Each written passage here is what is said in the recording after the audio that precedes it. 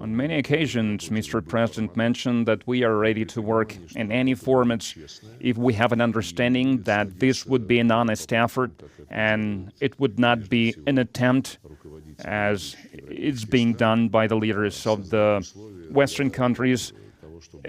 This would be an attempt to establish conditions to drag the United States into their hostile campaign to strengthen Ukraine as a tool to deter Russia, as an instrument to have a war against our country and against everything Russian that exists in the territory of Ukraine.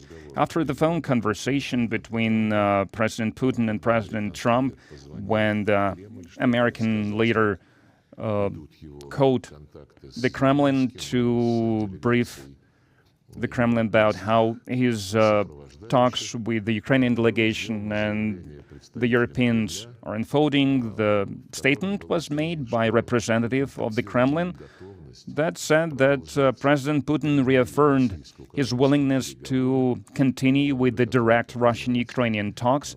And as you know, these talks, they took place, and in Istanbul there were 3 rounds of talks. We have achieved an agreement on swapping the POWs and swapping the bodies of the fallen soldiers. And at the latest round of talks, we suggested to establish 3 working groups to discuss items on the agenda in more detail. So there was supposed to be a group on the military, humanitarian, and political matters.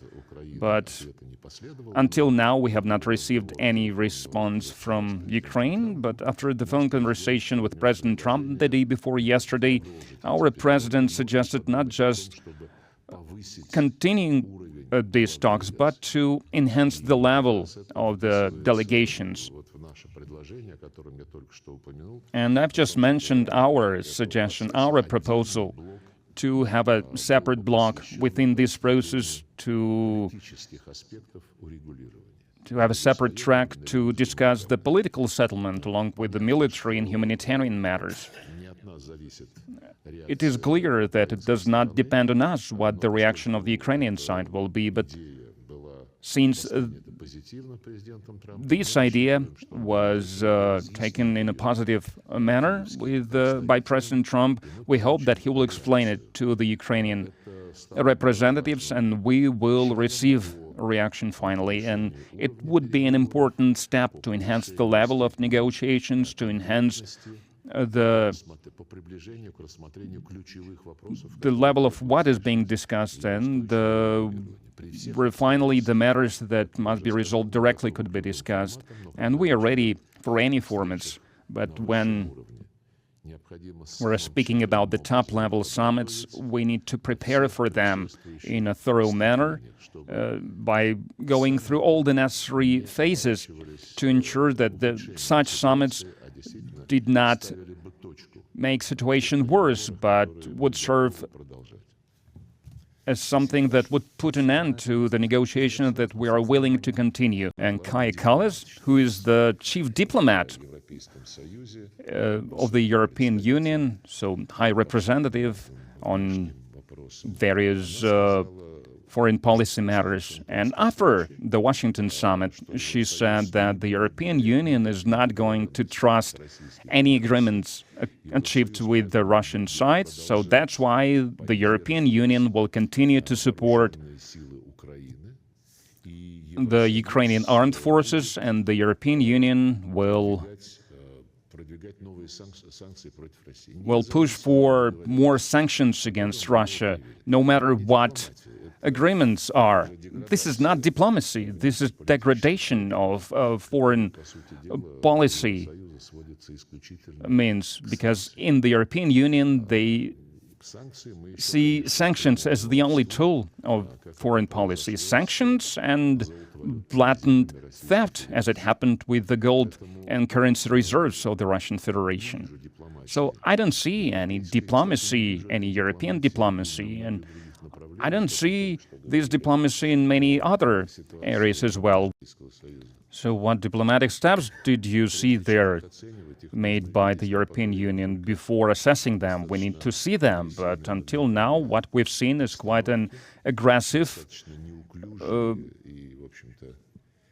stirring of the situation and pretty awkward, unethical attempts to change the position of the Trump administration and his personal stance, as we saw when Europeans escorted President Zelensky, Mr. Zelensky, to Washington this Monday. We did not hear any constructive proposals from the Europeans. As for the President of the United States and his team, then yes, we can really see that they have been truly trying for many weeks now, basically is from the moment that they came to the White House. Were trying to look for diplomatic means to resolve the Ukrainian crisis, and it means to look for an agreement that would resolve, that would eliminate the root causes, and that would ensure that the conflict would not resume. And as for the Europeans, they are just trying to, and they are becoming least successful in this, so they are trying to keep pumping weapons into Ukraine, supplying weapons to the Kiev regime. President Trump said that France, Germany, and the UK want to deploy their troops in Ukraine, and he also does not rule out the possibility of Washington providing the aerial support. So what does Moscow think about this statement? Well, of course, we follow what is happening in the international community, including in the Western countries, in regards of the processes that are unfolding around Ukraine.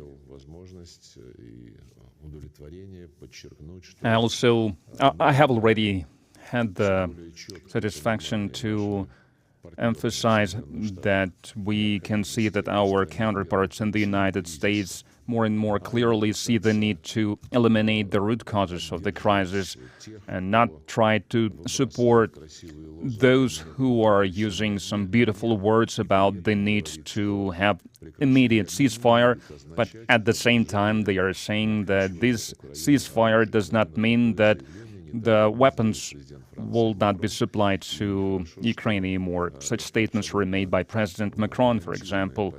And this kind of position, a provocational position, the position in support of the continuation of war, does not receive any support from the current administration of the United States. And this administration wants to understand the essence of the problem and to help to eliminate the root causes that are belying this crisis. And we've already mentioned this today, and President Putin said this on many occasions. Today we can see that in Amman they understand the need for the diplomatic and political resolution to this matter, and they also understand that it can be ensured only by removing the root causes of the conflict, because for many years Ukraine, right at our borders, was turned into a direct threat to the security of the Russian Federation,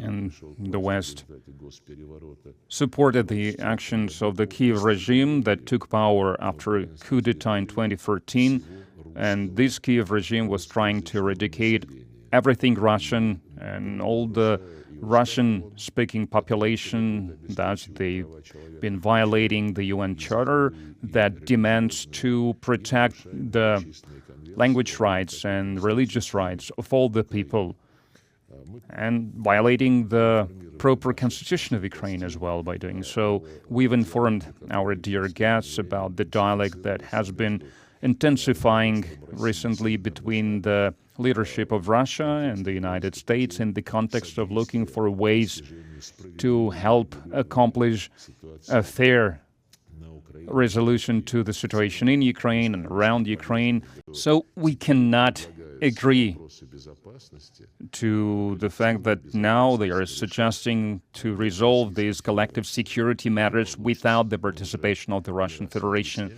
This will not work. On many occasions, we explained that Russia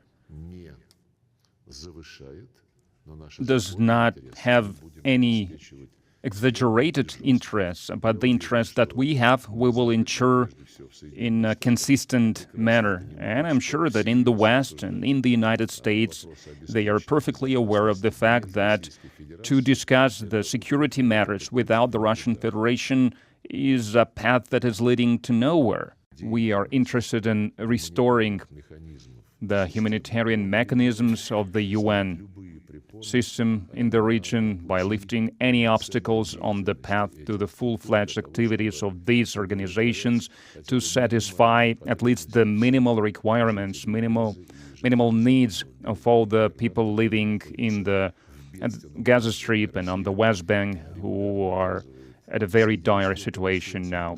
Russia is providing support to the Palestinians. We've sent humanitarian relief cargo this June, and we also felt how difficult it is to resolve the humanitarian matters under these circumstances. So we stand for removing all the obstacles, all the humanitarian obstacles to prevent the humanitarian disaster